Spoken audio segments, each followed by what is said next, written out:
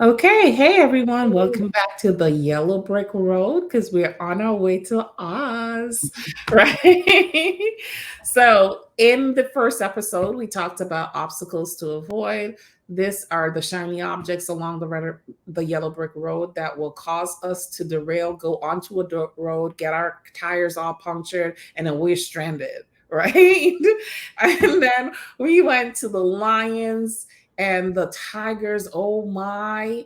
And this was programmatic planning issues that really cause us not to sell our programs or have good results from our programs, right? And now we're talking about we're melting. We're melting, right? And this this is effects of poor programmatic planning on your infrastructure.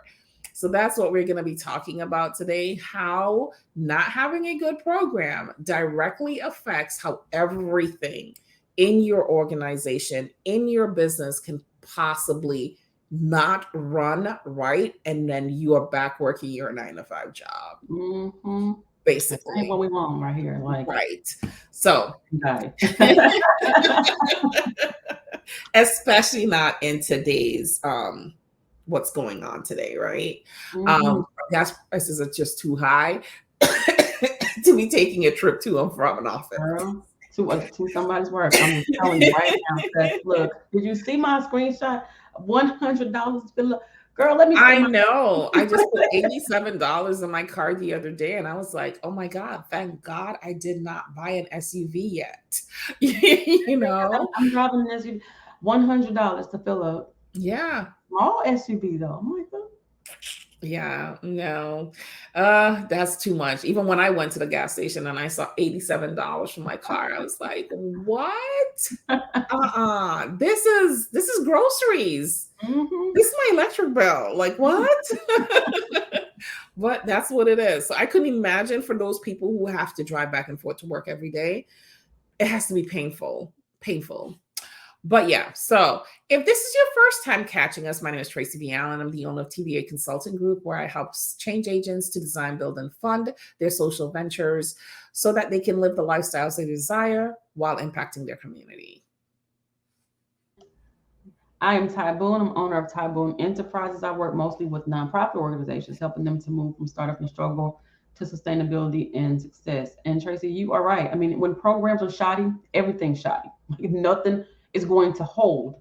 And you mentioned infrastructure, and that's kind of a piece of it, right? It's like you're building a house, and Mm-hmm. the program is like the thing, the foundation of this thing that's going to help you to operate and help you to sustain and help you to generate revenue and all this. And if it's not in place, then it doesn't work or it's not sustainable. We'll Mm-hmm. see, especially in nonprofit organizations where people are still confusing programs with activities, with events, not really getting the clear understanding, like we said in the last session, that programs solve problems. So they're just doing stuff.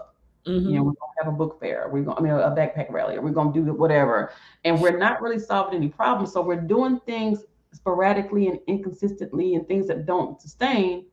So it looks like that. It's just a reflection, the way that we operate in the business. If we're just randomly having, backpack rallies, and we're randomly having vacation Bible school or whatever in July. I was talking to someone yesterday about programs, and they were just, kind of depressed and frustrated. And I've been doing this organization since 2014, and we've only gotten, between $2,000 and $4,000 worth of support. And I'm like, Mm-hmm. okay, what the problem is, you don't have programs. And they're like, well, every year we do this summer camp in July and August. And I'm like, and what do you do after that? Like, what is like what or before that? What is happening? So people in your community are seeing you as a summer camp. Mm-hmm.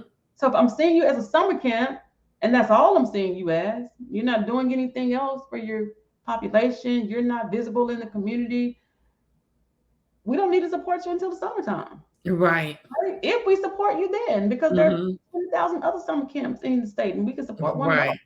Mm-hmm. So what are you doing to solve the problem? Because these kids who are coming to your summer camp, they're just not in need in the summertime.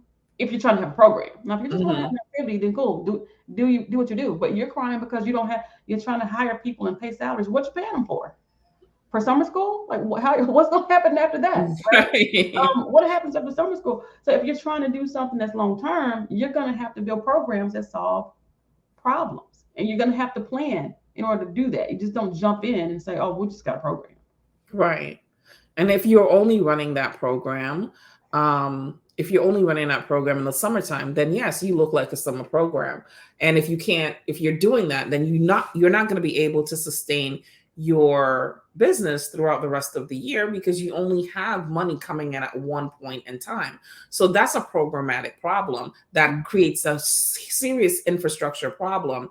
And an infrastructure problem is a lack of money to maintain staff.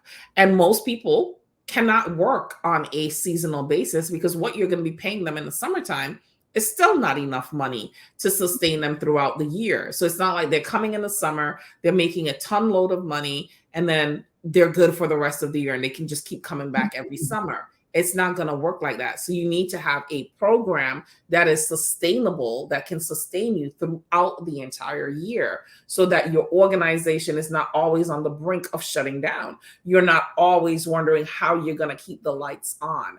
So that is what programmatic problems contain. For for-profit businesses, a lot of times people want to do digital products, right? And so they want to create programs around their area of expertise. But a lot of them feel that they cannot create the document, whatever the program is on their own. So they're paying other people to create these programs for them, and then they're uploading them. Now, after you've already paid somebody, because nobody's going to create a whole curriculum for you for less than $10,000 in most cases, right? And they've created this for you, but you don't have a good marketing strategy. You haven't been hyping up the market to get this thing to market so that when you do put it to market, it's a flop. And you hinged your entire business on this program being successful, right? And then now you don't have any money. So what's going to happen? You're going to be back doing your 9-to-5 job if you didn't have other income streams coming in that will allow you to maintain the status of your program. Memberships are the same way. Now, nobody's saying that things are going to be perfect because things are never perfect. They just aren't, right? So even like with memberships, it's the same thing. We create these membership programs, and then we in our heads, we already have this vision. This is what we want. This is what and we're not willing to bend and twist with what people are telling us that they need and want. Now, you're not going to listen to everybody, but if you have a majority of the people telling you something, then you know you need to reshuffle your program. So your program, that membership program, because it is a program, needs to be flexible enough to meet the needs of the people who you're marketing to, as well as maintaining the structure that you can manage as well. And I think we talked about process evaluation before, right? Mm-hmm. Stopping somewhere, even in the membership program, even if you got a store on Shopify, right? Whatever it is that you're doing, stopping to really assess whether or not this is what I'm supposed to be doing, whether or not this is what my audience wants. Because sometimes we get, especially consultants, I know I do, Tracy. I'd be like, they need this because this is what they need. And it may not, if I'm talking from a money standpoint, it may not be what they want, right? It may not be what they want. And if it's not what they want, they're not going to buy it. I can say they need it. I can say they need it, and you talked about when you're talking about programs and starting from the back, like starting from the end and working your way to the front. Even when I'm naming programs, I think about it that way. Like, what should I name? What should the name of this be? Whatever that intended outcome or the impact that I want to make, this is what I'm going to name the program. Because when you're doing things like marketing, because that's what's going to attract your audience. Going to get them right, and you're telling them this is the problem that I solve. Because you solve the problem last, but you start with it first, right? In order to get it done. Yeah. And that's just kind of what it is. Anytime you have the gaps in the programs, because like Ty likes to say, the profit is in the programs. So if your programs are not profitable, you have an infrastructure problem, because the entire infrastructure is going to fall apart. It doesn't matter what the shell looks like, because sometimes we can put up brave fronts and on the inside, we just die. We're falling apart. It's the same thing with your business. Inside, everything is falling apart. You're laying off people, you're cutting hours, you're doing all these different things because your programs are not producing the revenue needed to hold the infrastructure together. So that's we're melting. We're melting. Right? That's what happens. Whether people can see you melting on the outside or not, you melting internally because there is no funds to maintain. Sorry, there are no funds to maintain the infrastructure. Right? So that's it. Any last words, Ty? That's it, y'all. Get these programs. Get with All the right. program. So stay tuned for We're Not in Kansas Anymore. And that will be the last of the series down the yellow brick road. All right. Bye, everyone.